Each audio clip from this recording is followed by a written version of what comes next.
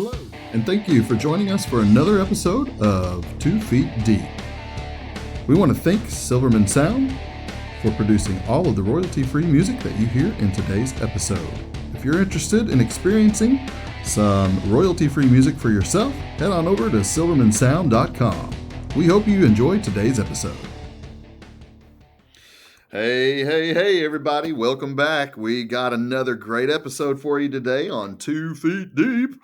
I am your host, Derek Markgraf, with my co-host, Eddie Bromley. How you doing today, Eddie? Hey, doing great. Really glad to be here on this, whatever day you're listening on. That's right. Yeah, we're recording it on today, but you may not be listening into it today. That's what you're saying, right? That is what I'm saying. You may not be listening to our recording that we don't do live. That's right. So funny. I did college radio, and so I was used to saying, "Hey, good morning. It's Friday morning," or something like that. And for all I know, it's Tuesday at 3 o'clock in the morning, and you can't sleep, and you've got nothing better to do than to listen to this podcast. So, Okay, come on now. So there's I think 4 subscribers now because I've subscribed and you've subscribed. my gosh, four. And The other one is my mom and my secretary. I And love neither your of them are listening to us at 3 a.m. in the morning. Yeah, that's true. That's true. I just said hi, mom, meaning your mom. Yeah, I miss right. Well, I think we got a great show. As always, we go through our 4 segments and we try to have a lot of fun and laughter along the way, talking about Christian concepts and theology. We don't go too deep into it, just a couple feet deep. We got both feet in, and that's about as far as we can go. So we're going to start off with entertainment exegesis today, and I've got a fun one today for a lot of people, but not fun for me. It turns out that this guy who's supposedly a comedian, Jerry Seinfeld, I don't know if a lot of people have heard of him. I don't think he's very funny, but a lot of people seem to love him. Apparently, he had a show on that was pretty successful for a while. I do say No Soup for You occasionally. I've seen that episode and maybe episode. 5 others, and I didn't necessarily think any of them were great, but that's just me. I know a lot of people love this show. And so this should be exciting news that there is a potential Jerry Seinfeld reunion. According to Men's Journal, October 10th, 2023, there was a show he was apparently doing, and somebody from the audience yelled out, "Did you like the way that the show ended?" Apparently, it was not a good ending. I don't know. In my opinion, it wasn't a good show, so it probably wasn't a good ending. But here's what Jerry yelled back. He said, "Did I like what? The ending of the show?" Seinfeld asked. "Well, I have a little secret for you about the ending, but I can't really tell it because it is a secret. Here's what I'll tell you, okay? But you can't tell anyone. Something is going to happen that has to do with that ending," he continued. "It hasn't happened yet," he added, to cheers from the audience. "And just what you are thinking about, Larry and I have also been thinking about. So you'll see." And I believe Larry was a co-creator of the show, maybe a Larry writer on the Davis. show as well. Yep, Larry Davis. Okay. Yep. Obviously, you probably, looking at you and as you go through this, I'm thinking you probably were a Seinfeld fan, huh? Oh man, I've got that. You know the DMX song? "All you people make me lose my mind. Up in Up here, in up." here, up in Yeah, here. I'm to say I'm pumped. I loved Seinfeld. I watched every episode a few times. Stacy took me to see Seinfeld live for my birthday one time. Oh, wow. Yay! Yeah, big. But I also get why some people don't like it. I really think it's a particular flavor of humor, and it either appeals to your sensibilities or it just doesn't. So no criticism for not liking it. Yeah, I mean, I get that. I know that Monty Python is kind of falls in that same vein. People either love Monty Python or they hate it. And I'm actually on the love side. I've been told I have a very dry sense of humor, a very British type of humor, and so man, I just everything that Monty Python does, I think is hilarious. Um, Not always appropriate, but I think it's funny. Yep, yep. And so Monty I Python, get that idea.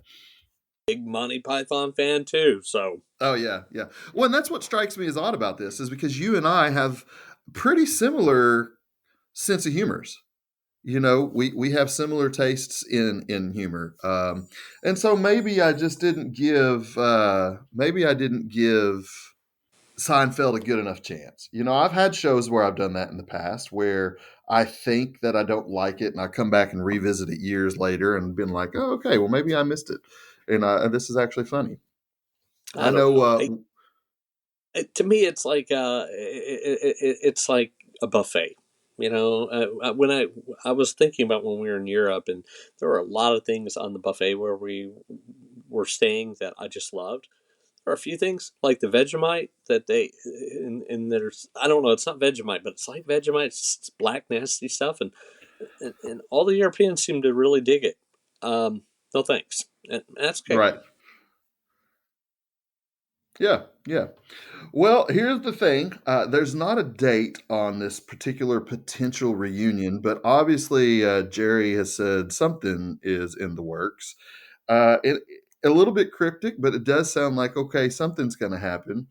I know that there has never been an official Seinfeld reunion. There's been some of the players have gotten back together at different times, but nothing that's been an official true reunion. So I know that's exciting for people. My thought process on this, and my thought process comes from just curiosity, as well as from my own perspective when I get excited about these type things, reunions of things that I liked. Um, why do we look backwards rather than look forwards? Why is it always something that we want to go relive it when we've already lived it?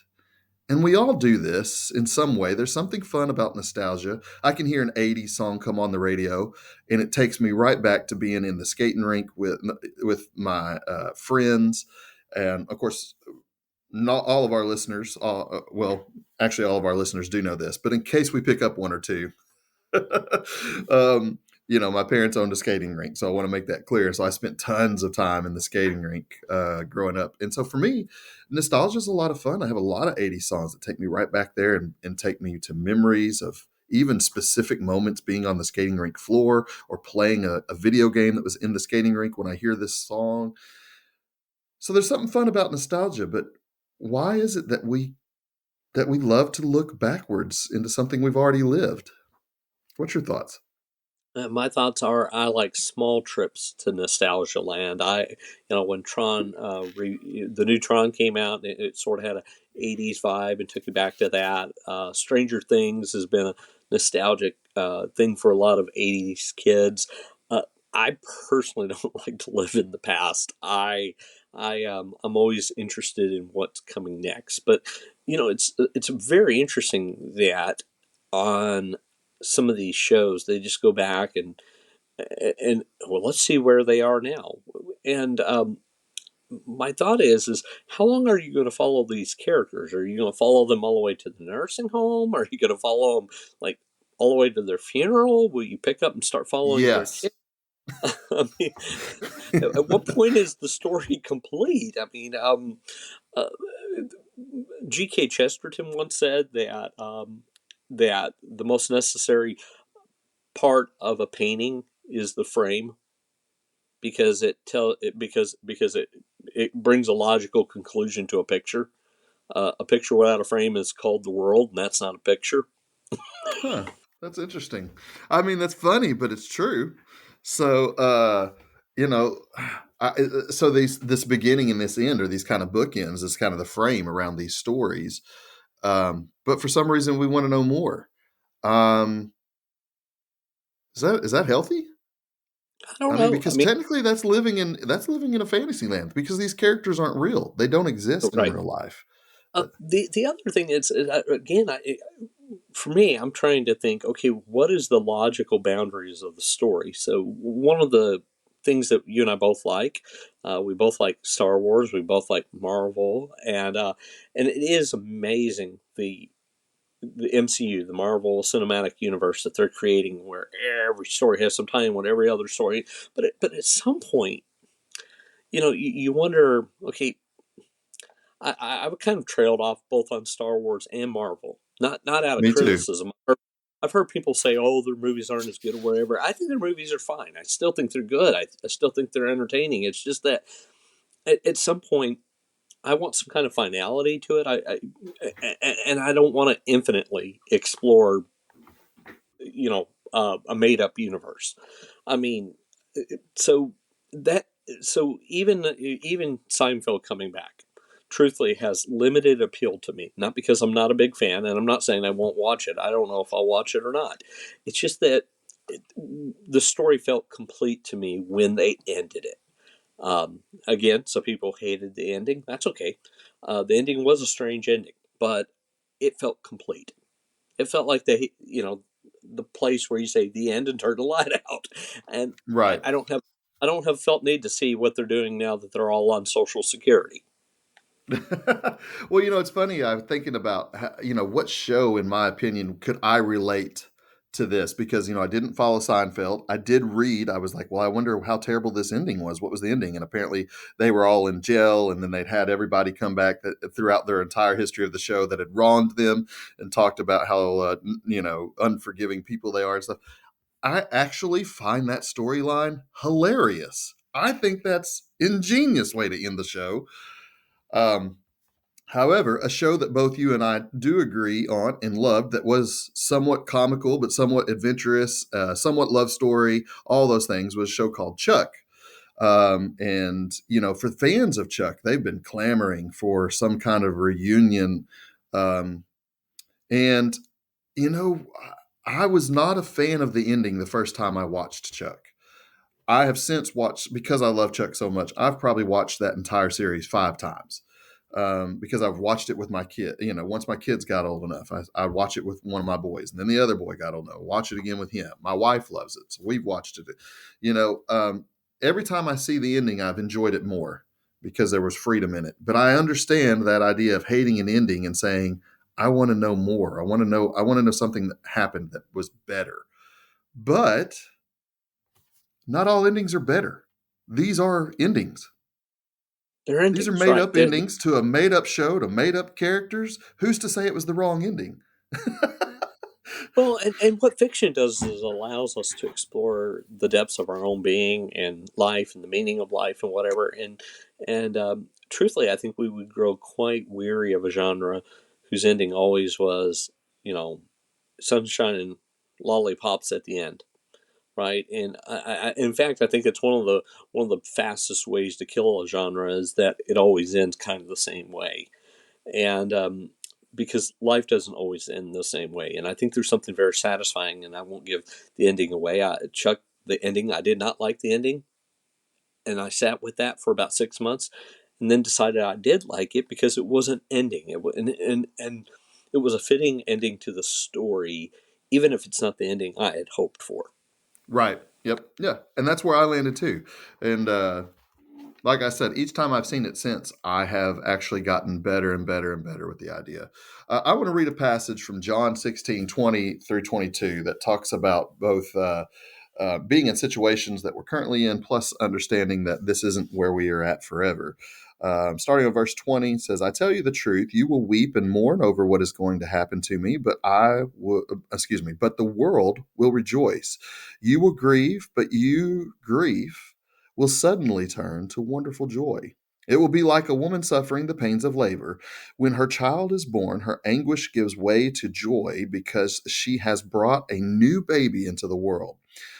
So you have sorrow now, but I will see you again. Then you will rejoice, and no one can rob you of that joy.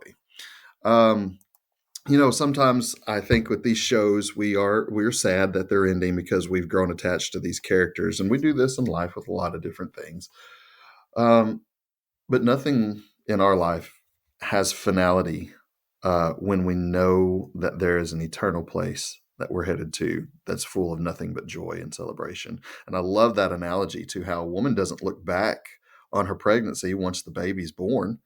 She can have a terrible pregnancy. It could be rough. It could be something she doesn't want to experience again.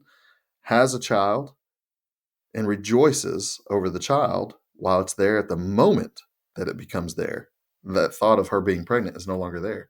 To the point where oftentimes, of course, not all the time, but oftentimes, those women will go on to continue to get pregnant again and have more children because ultimately the reward at the end was better than what they experienced that was negative.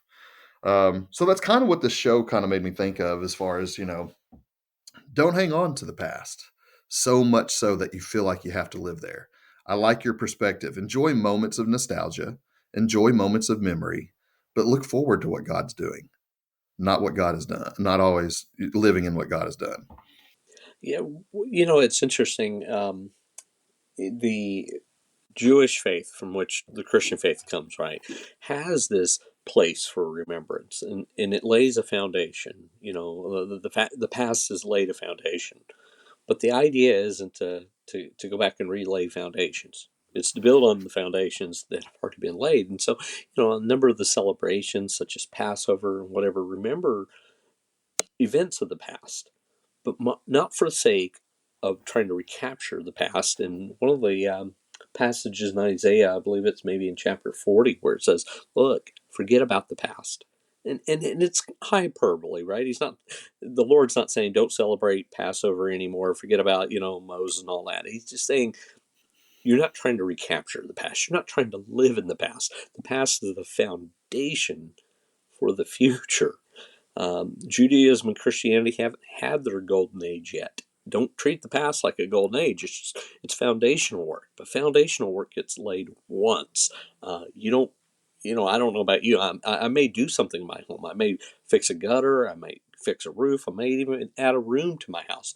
But I'm not likely going to build a new foundation for it.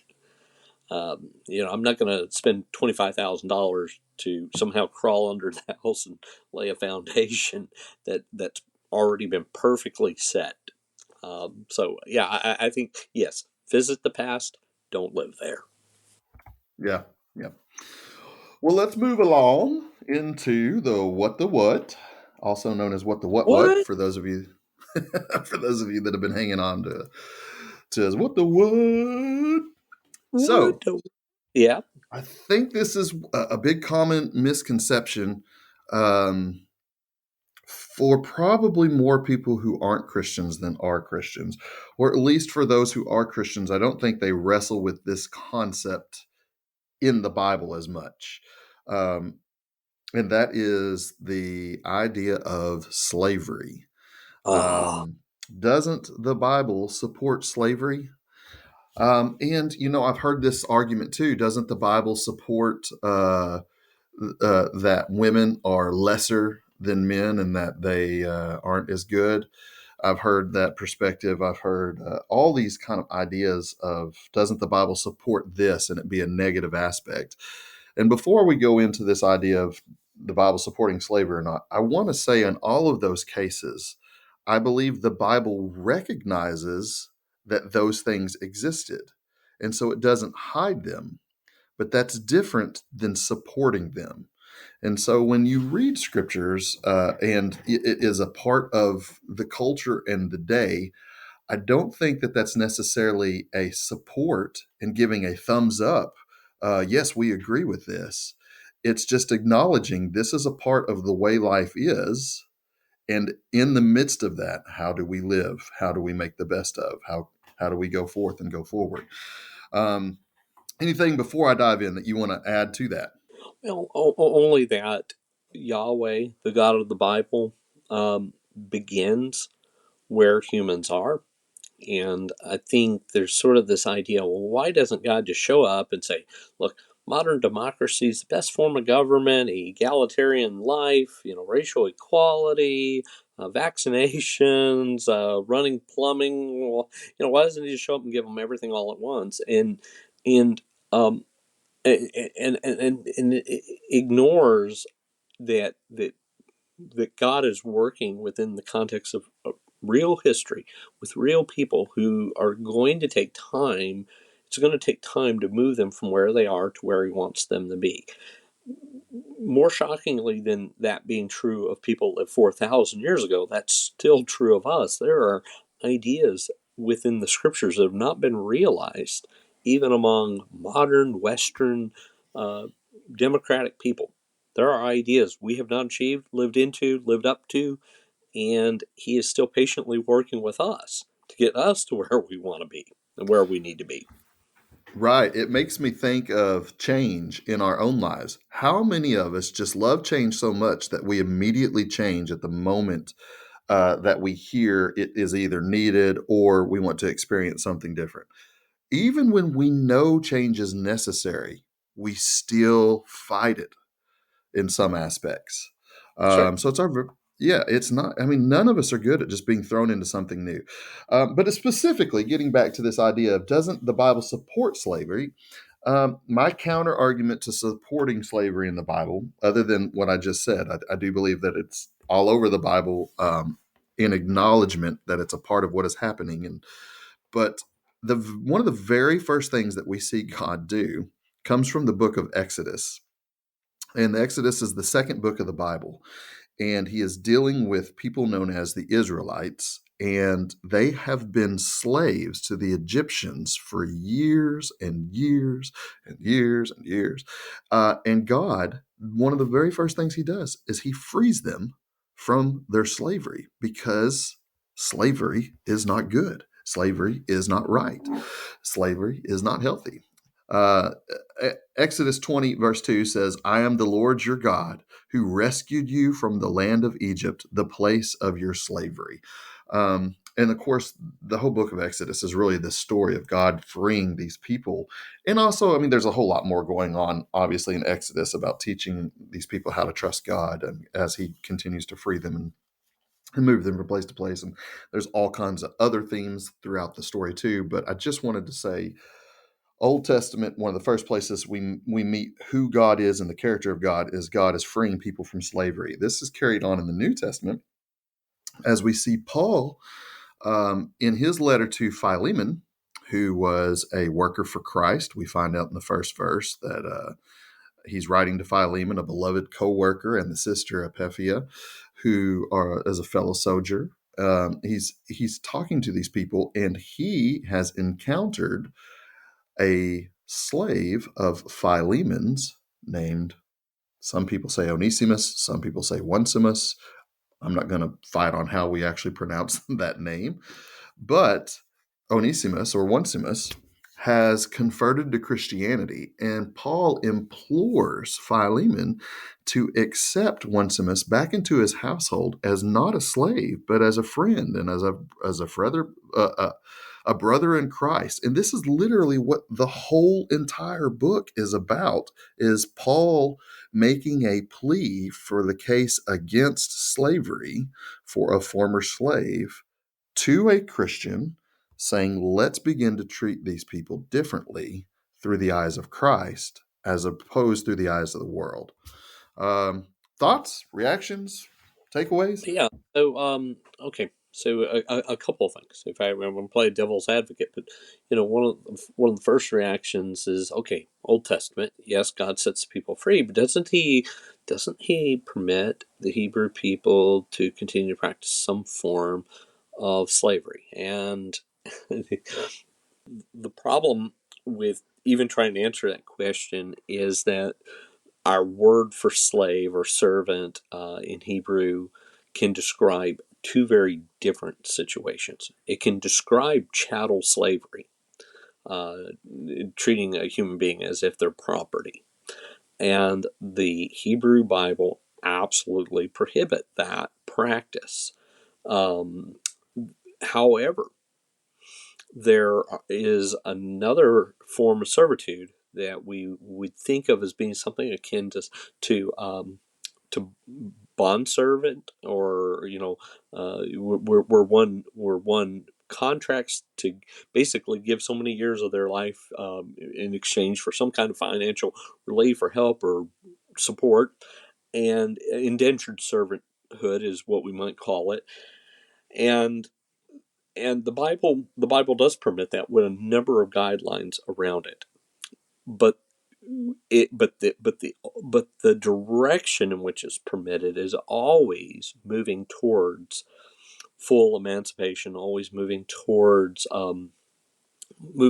full freedom economically.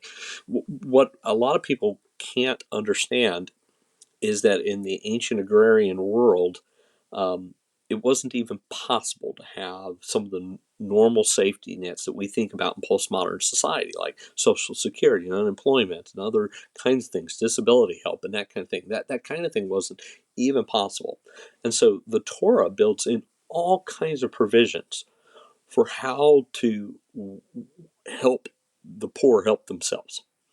Um, but the confines of that are the circumstances of living in the late bronze period. It imagines what is possible within that context, but it also imagines what might be beyond that, but that it doesn't immediately move to something akin to the 21st century. We shouldn't be surprised by that. That kind of information, if God had given it, wouldn't have even been usable 4,000 years ago. Um, as to as to the New Testament, so you can remember we're moving,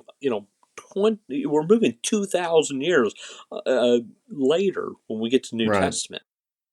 Slavery was endemic all over the world. It was just everywhere, and in fact, to the surprise of a lot of people who live in modern Western countries, there's still quite a lot of slavery that happens today. Take Hmm. a look at the tag on your clothing and see where it's made. See what conditions the workers made it under. What are they paid? What kind of freedoms do they have? More damning than that are our cell phones and our electric cars.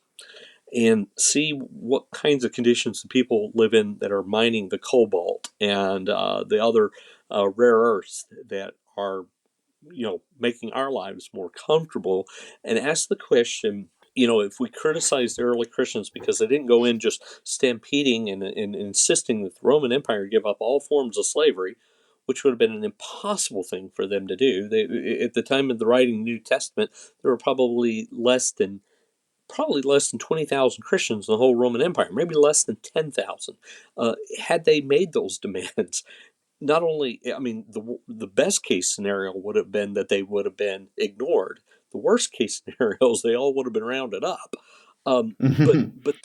that they begin to imagine how to work within that system to help people begin moving towards something better. That we criticize that they couldn't solve the problem immediately. We need to ask ourselves, why haven't we solved the problem? Why are we still okay with our smartphones being made by children digging in cobalt mines? Why are we okay with that? What are we doing to proactively change that situation, or are we doing anything at all? Um, Right. it's really easy to criticize the ancient Christians because they could not change everything all at one time, or make the kind of speedy changes that we.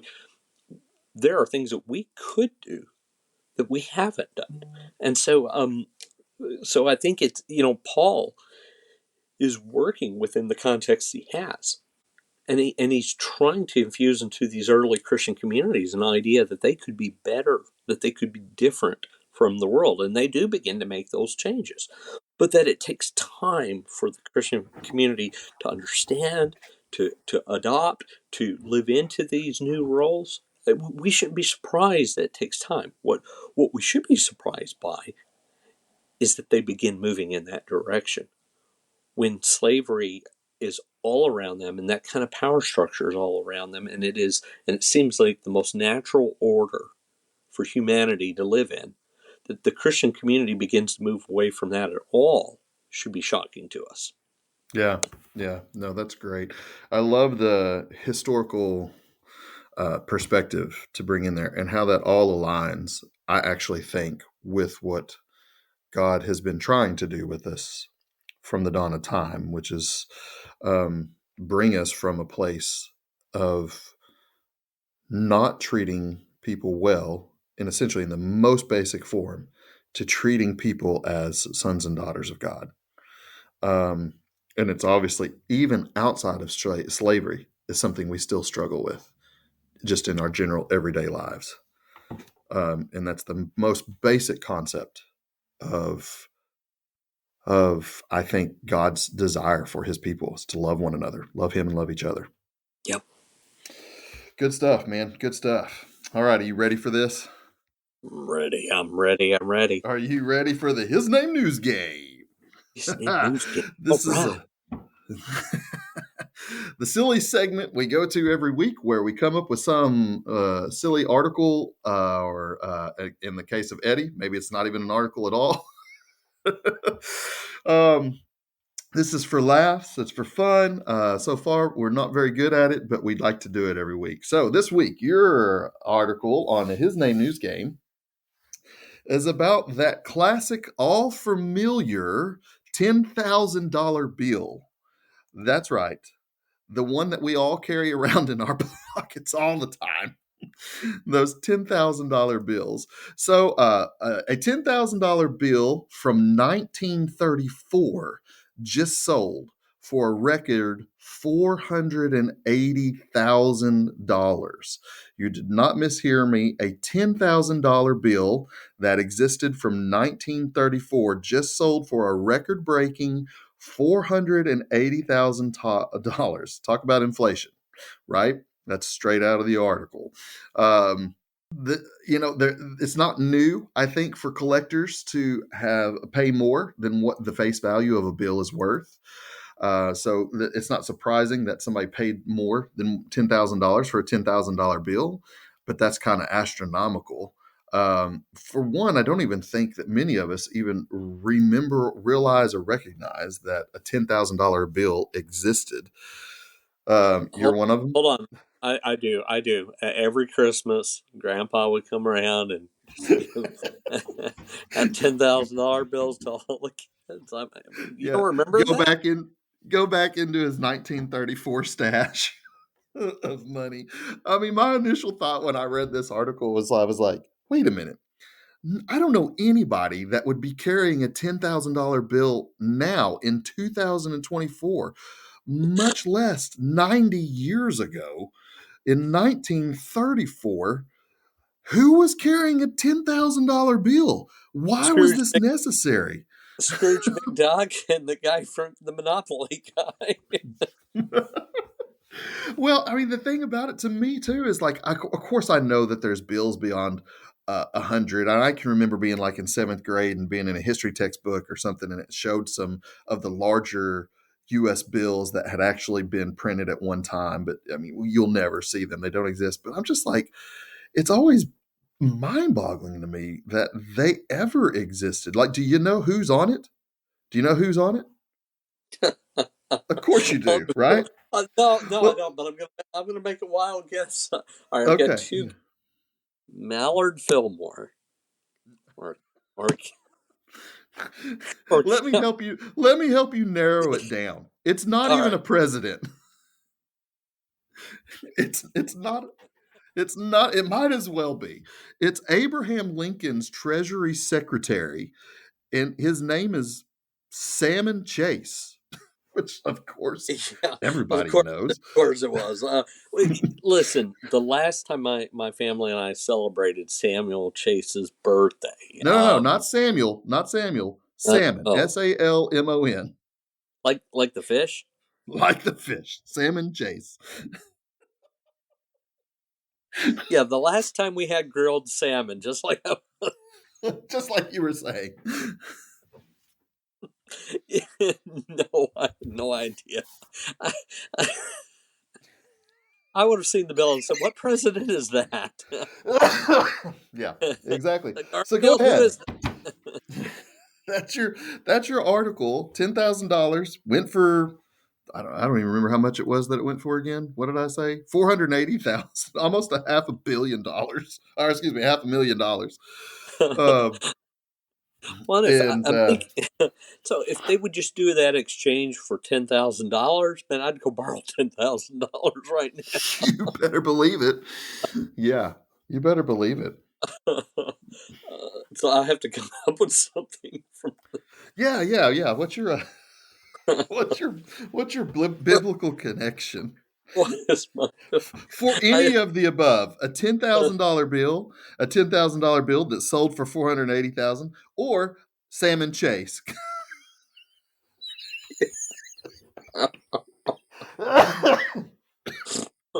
I plead the mercy of God for being such an ignorant bloke. You sinner. I just How little scripture you must know not to be able oh, to connect this. no doubt. I mean, right. Oh, ye of little faith! If you just, if you just read your Bible more, you would be able to see the easy connection. Yeah. uh, oh my gosh! Well, oh boy, what? Oh man, oh gosh, 10,000. They bought an old $10,000 bill. Oh, all right. I've got something. I've got something. All right. Oh, Off to the Bible app he goes, ladies and gentlemen, yep. Uh, digging into the technology made by children, slaves in other yeah, countries. that's exactly right. I'm sorry, Jesus. Just as one last time. Okay, Just this so one last time. all right. So Matthew 13:52. And Jesus said to them, therefore, every scribe who has been trained for the kingdom of heaven is like a master of the house who brings out his treasure both old and new. So, Ooh, look at you. yeah. So, how about that? So, the idea is that Jesus is really describing somebody. I've really got a good one now. I didn't think I'd come up with anything, but that one popped in my mind. The idea is that someone wise who's wise in the ways of Scripture is going to be able to appreciate both things that are ancient. They're gonna seek wisdom from the ancient ones. They're gonna seek the old paths without necessarily trying to recreate them. They're also going to have a mind towards the future. That someone that's truly wise is able to look back, both backward and forward, to pick a steady level path that incorporates what it needs from the past, while reaching for resources that may have not been available before. So I don't know. I think it is kind of neat that someone would want that $10,000 bill. Obviously, it's a really neat thing to have. I used to collect coins with my grandfather. After his death, it was no longer special because I had no one to share it with, and I Hmm. had boxes and boxes of old coins, and I would just look at them and think, okay, what do I do with this? Yeah, no one else in my family really enjoys them. It's just me and this box of old coins, and what I ended up doing is I ended up donating them to an auction that would benefit a young lady in missions. So I hope they ended up in the hands of somebody who can appreciate them and enjoy them, maybe with their children or Yeah. whatever.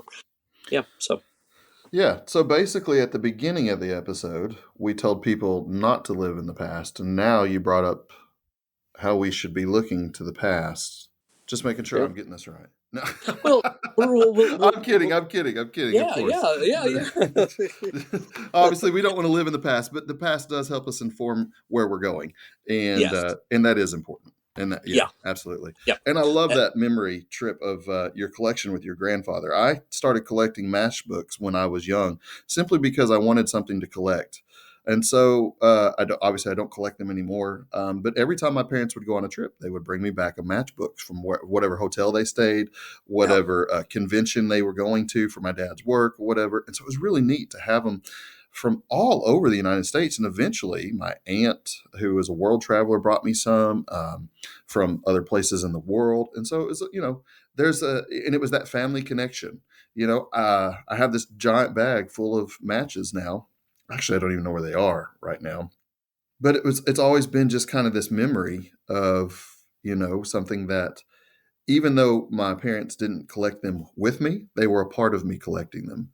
Well, I think that's neat. That's sort of a nostalgic thing because at one point, most of the population smoked, and so businesses, churches, hotels, all kinds of things would people running for office would make, match boxes with their logo or their name or whatever. Yep. I think that'd be a hard thing to find now. It's funny that you said that because I do. I think you're right. I mean, like obviously matches are still being made, but I mean, not like what you were saying. It's not Yeah, it's it's like basically a business card. yeah, we it was kind of like in the '90s. Everywhere you went, you got good pens. Like people would give you like $3 pens with their that doesn't happen either anymore. Have you noticed that? I mean, like Yeah. you don't get those nice pens anymore. Well, the cash express places, they bring you cups and pins all the time. But those are about the only ones. Yeah, they might bring you matches too. Like That's true. borrow They some money could have from some. us, and go out and buy some cigarettes. We don't care. At this interest rate, you can buy anything you want. Well, and it's so funny because I mean, like, I still obviously know people that smoke and stuff, and even those that do still smoke, they don't use matches. It's always a lighter. Yeah, It's just not, I can remember my dad smoked a pipe when I was young, and I don't think I ever saw him use a lighter to light his pipe. He always used matches to light his pipe. I don't know that I just, I don't know how much even lighters started to take away that idea of a matchbook. yeah, yeah. You're right. Yeah, it's just interesting what nostalgic things. Yeah. Well, there was a little shift. So far, this I'm not the what the scar, the His Name News Game segment always takes us in an area that's not anywhere in our notes, anywhere in our show outline. Um, I guess that's a good thing because I don't think that we could plan it out better than some of those end up being. How about eschatological AI, my friend? One of our favorite segments today is really interesting about AI and tying it into the church. I'm going to go ahead and tell you the question up front is again, what is true worship? I know we did a segment not long ago with you where we talked about what is true worship from a musical point of view, as we talked about country music and what was true country. And then we talked about what is true worship music. Well, this one comes from a article in, I believe it's Church Leaders from Dale Chamberlain. There was a worship planned by AI for Violet Crown City Church in Austin, Texas. And Pastor Jay Cooper said he wanted to do this to challenge our assumptions about what God can make sacred and inspired. It isn't something that Pastor Jay Cooper would ever do again, he said. But what he did do was he allowed AI to plan out the entire worship service. And so the entire worship service was planned by ChatGPT AI, and they were led through the church elements of a worship service by ChatGPT. And he did say that the ChatGPT was remarkably competent at creating some of the simple aspects of service. He said overall, it kind of quickly became goofy. He said that it would tell jokes and use metaphors that didn't really make sense. They didn't land very well. And it definitely lost an element of feeling human. So you kind of lost, I would say maybe might be a relational aspect of what a service is like. So it just wasn't, real sure there was any real true spirit, I guess, is what he was maybe looking for, something that was more spirit led, spirit empowered. He actually even asks the question in the article, can people still hear the spirit in the same way? And he said, I think that the answer was no, they cannot. He said there were two reasons for the attempt. And I'm gonna read this quote from him from the article. It says, one, I mean, I really believe that if it's happening in the world, our people need to be very aware of it and not just have a loose understanding, but to have seen it in action, be able to speak intelligently about it, Cooper said, because a lot of ethical concerns are going to come up here soon. And so to address these things head on, Okay, so does this have any role in the church at all? He continued with the second reason, saying, and, how do we experience the sacred? So, is there any sacred at all in artificial intelligence? And that's yet to be seen. Or is it possible that in some way, as believers, we can use this as a tool for the betterment of the world? I think it's an awesome, awesome, awesome question. And I think that it's kind of cool that he actually did this with the congregation. On one aspect, I think, okay, here's a guy who just really is into AI and made up a scenario to be able to use this for a church service. And I can't say I'd be any different because things that fascinate me, I try to involve them in things that I love. I love Jesus. I love worship. And so I think that's a natural way for us to try to include things that we like. But I do love the perspective of this is a reality that our world is heading more and more into. I just sent you an article at 3 a.m. this morning about AI and singularity, and that's at least one scientist thinks it's coming around the corner sooner rather than later, which is extremely scary. Um, and so, this AI being a part of our world and touching every aspect of it, including worship elements, is important. So, I hats off to this pastor for trying this. My question is, again with his question, can there be anything sacred in it? It doesn't have a place in our worship services, which he said is probably yet to be seen. I would say as we become more accustomed to what AI is capable of, I think that we'll find places in worship, much the way that we've done technology over the year. When you and I were kids, you never would have seen a screen or a TV in a church.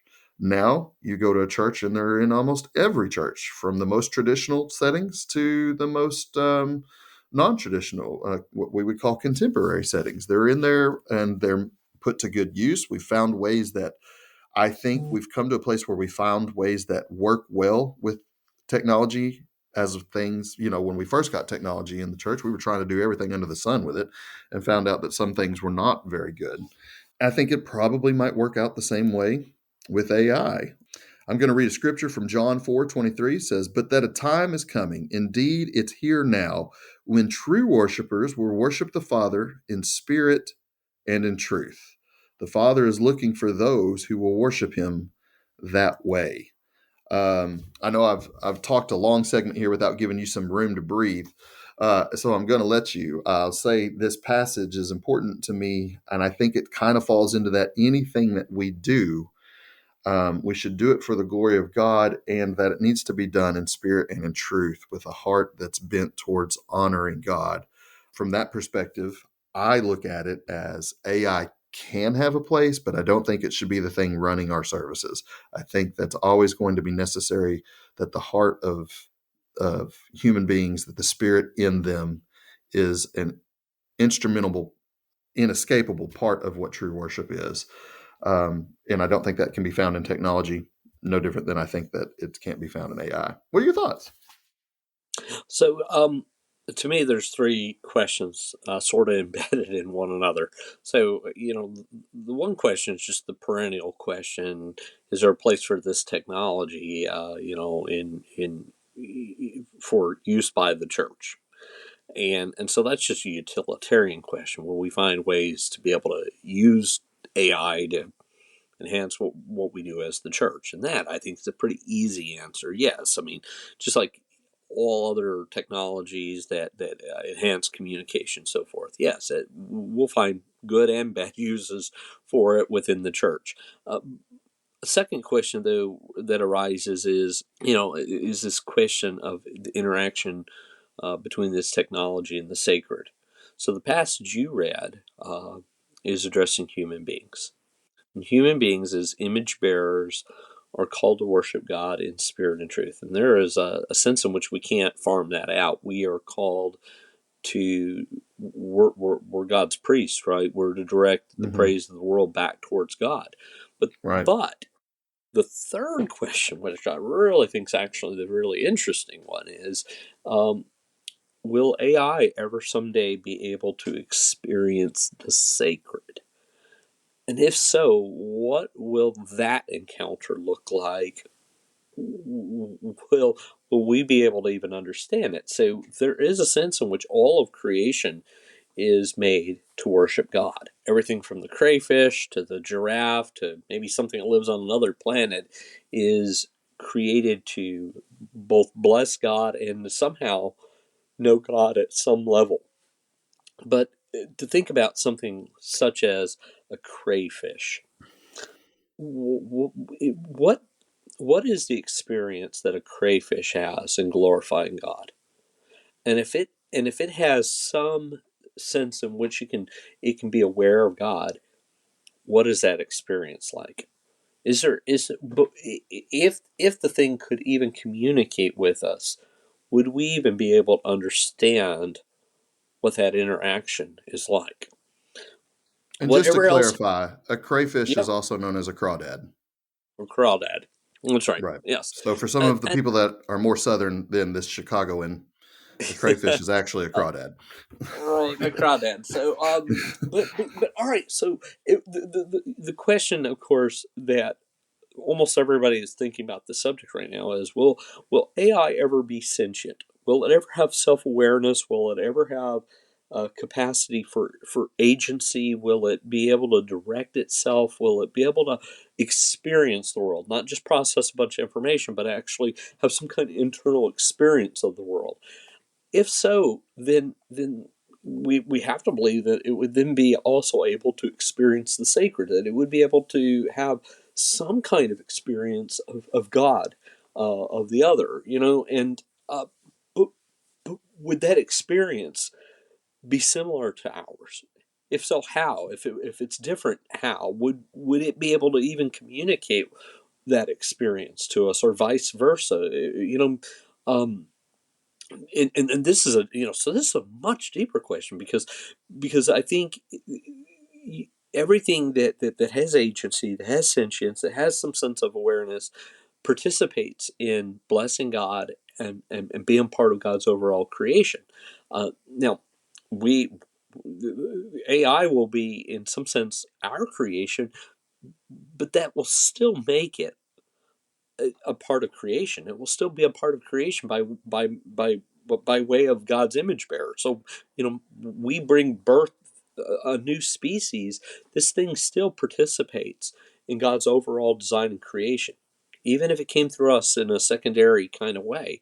And so, my guess is that it would then be able to experience God in some sense, and have some way of glorifying God, but it may be so very different than ours as human beings, as image bearers of God, that it might be very difficult for us to recognize. Yeah, I guess, I think that there's been a lot of things that we've created that we've never considered to be something that honors God, such as the chairs that we sit in, or the desks that we work at, or the books that I mean, but you're We've saying never but you're saying because this is sentient, it would be at a right, different right, place. right. A chair You're, doesn't a chair doesn't have agency. A sure, chair is right, and that's what I'm is saying. right. It doesn't have sentience.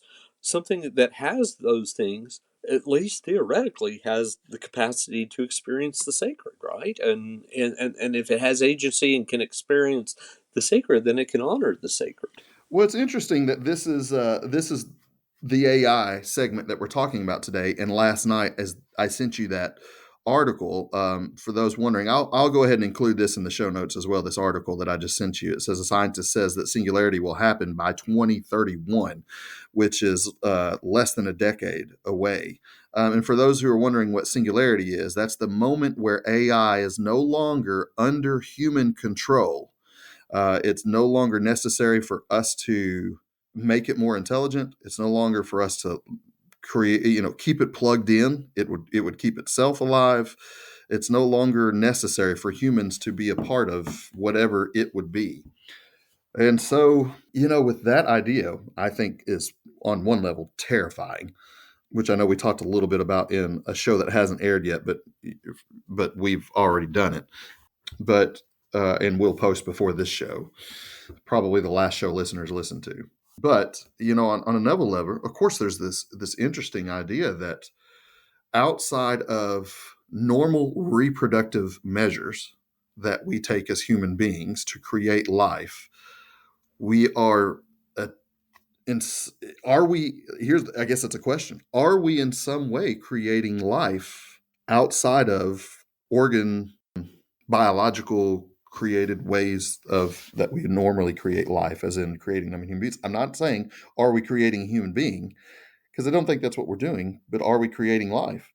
Yeah, right. And this is a philosophical question. And really, if you remember, I don't know if it was last show before it, where the guy out at the University of Berkeley said we don't have free will because everything's just really an effect of something, some cause, so we're not really making choice. So he says we don't even have agency.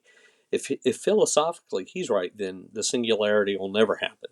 We will just create super sophisticated computers who are always really only doing what they were programmed to do, even if it seems unpredictable to us. If he's right philosophically, then the singularity is impossible. But of course, you and I don't think he's right. We think that the humans really actually have agency, though it's complex and it's not hermetically sealed off. We do have external things and internal things that prompt us, but we do believe philosophically we have agency. If so, Mm-hmm. then it's theoretically possible that we could also create something that has agency. But this is where the whole thing's going to be tricky altogether, right? Because it's not just a scientific question; it's a philosophical question, which means how do we know when it's happened? And that's a tricky thing to say, right? Yeah, true. If we have humans that don't think it's happened yet to us, how will we know if it happens to a computer program? Right. Well, it kind of also brings up that other question then. If we never create this to where we reach singularity, then do we have no free will? Yeah, right, You right. I know, mean, man, I mean, that's the reverse side of it. oh, this one, yeah, this one can throw you into an infinite regress of chasing your tail. But I do start with the philosophical premise that we do have agency, and because I also carry in quite honestly, quite openly, the theological and philosophical bias that we are the image bearers of God. We have the capacity to do something that nothing else on this planet has, and so that may include bringing about a new form of life. And Mm. I don't know if that's a good or a bad thing, but I think it's possible because of what we are. We're image bearers, and we have the capacity to do something that nothing else on this planet has the capacity to do. And I think we actually. I was just saying, I'd love to hear listeners' responses to this. Oh my goodness, yeah, We always want to hear from our listeners, but this is specifically a very, very interesting topic that, I mean, there is no expertise on. I don't, there's, we're all going to bring in different perspectives, and I love learning from different perspectives. So, if any of you listeners, maybe we're at 4, or maybe we're on 4 by the time that this episode airs, maybe we're at 6 or 7, then I'd love to hear. Write comments in the comment section about what do you think about this entire piece, from where we started this AI running a worship service all the way to the singularity and a sentient being experiencing the sacred and what we're creating. Whew, that's good stuff. I think that's a good place to end. So with that, folks, we're glad to leave you on a cliffhanger of just figuring this out by yourself. And then if you do figure it out, we want to know. As always, man, it's been a pleasure, an awesome morning with you, as always. And looking forward to see what you've got in store for me next week. all right, brother. Thank you, man. All right, we'll see you, buddy. Once again, we want to thank all of our listeners for joining us today on 2 Feet Deep.